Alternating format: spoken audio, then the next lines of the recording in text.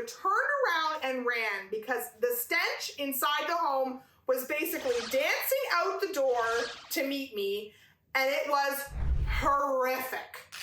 It's real estate story time with Stephanie.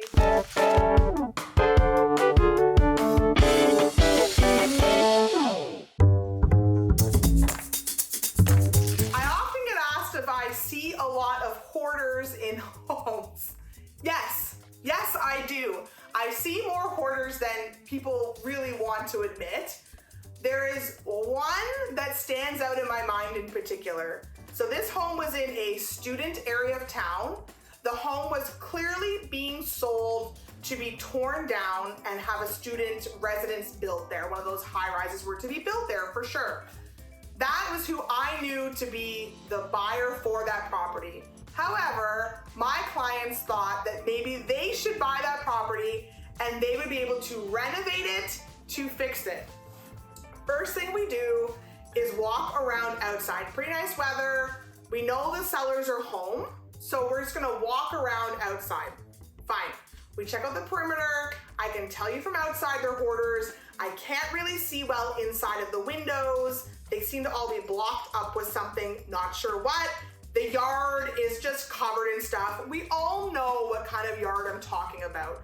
Just everything they've ever owned has been collected outside because there's no room inside, and everything outside has been ruined now because of the weather. It sat out there for springtime, winter, summer, fall, springtime, winter, summer, fall, again and again and again and again. Everything was overgrown, everything was ruined. I can't imagine inside the house is much better. Just so you know, if the sellers had not been home, we would not have walked inside once the door was opened. Get to the door, the front door is open, we knock, the seller comes, she opens the screen door. Please come on in. If she had not been home, I would have turned around and ran because the stench inside the home was basically dancing out the door to meet me, and it was horrific. To this day, I can remember the smell. I have PTSD from it. It was absolutely terrible. I can smell it when I think about it. But you can't not go in someone's home. They're living in it. It smells so bad, but they are living in it. So you can't say to them, well, you're disgusting and I'm not gonna come into your home. So we go in. I always take my shoes off when I go to a home, especially if someone is home. That is the courteous Canadian thing to do, is take your shoes off. I refused to take my shoes off in this home. I couldn't do it. I just could not bear to walk around there without shoes on. It was so terrible.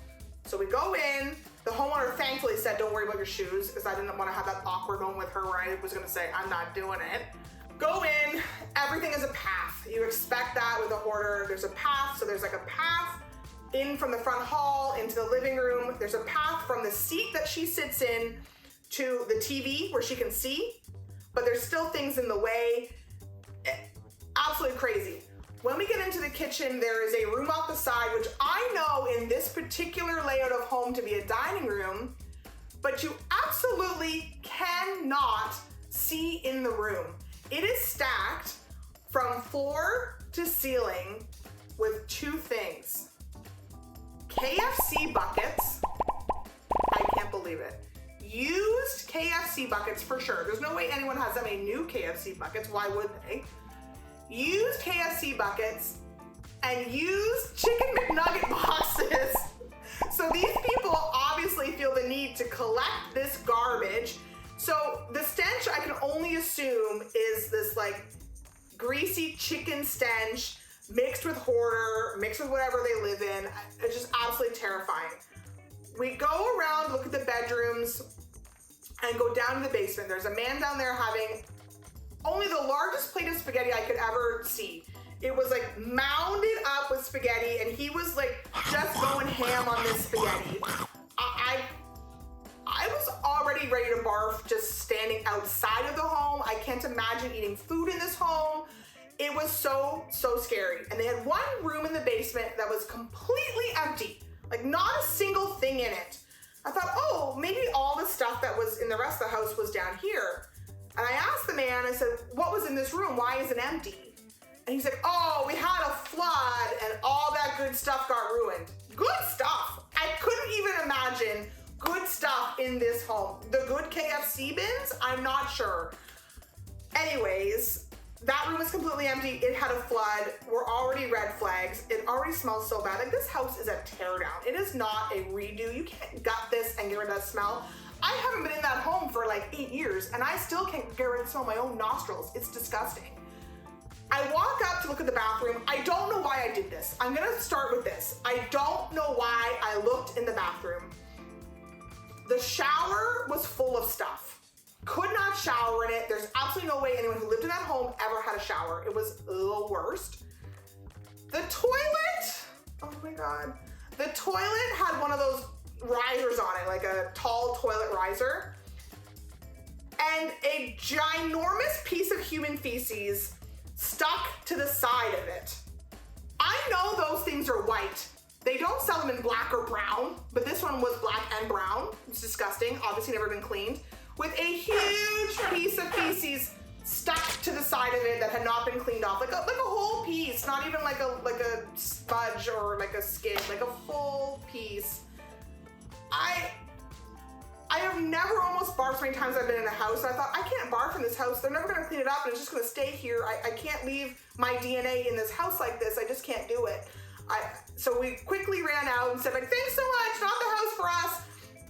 We get in the car, obviously laughing hysterically. I can't get the smell off me. The smell is like, it danced out, it found me, and attached itself to me. It was the worst. We put down all the windows in the car, drove home, dropped them off. I get back to my house. I couldn't even bring my clothes inside my own home. I just could not do it. I got fully, we have a side door. Thankfully, there's a little bit of a privacy there. Opened the side door. I got fully naked outside of my own home. I called my husband and I said, start the shower. He's like, it's like 6 at night. I'm like, I don't care. I need to have a shower immediately.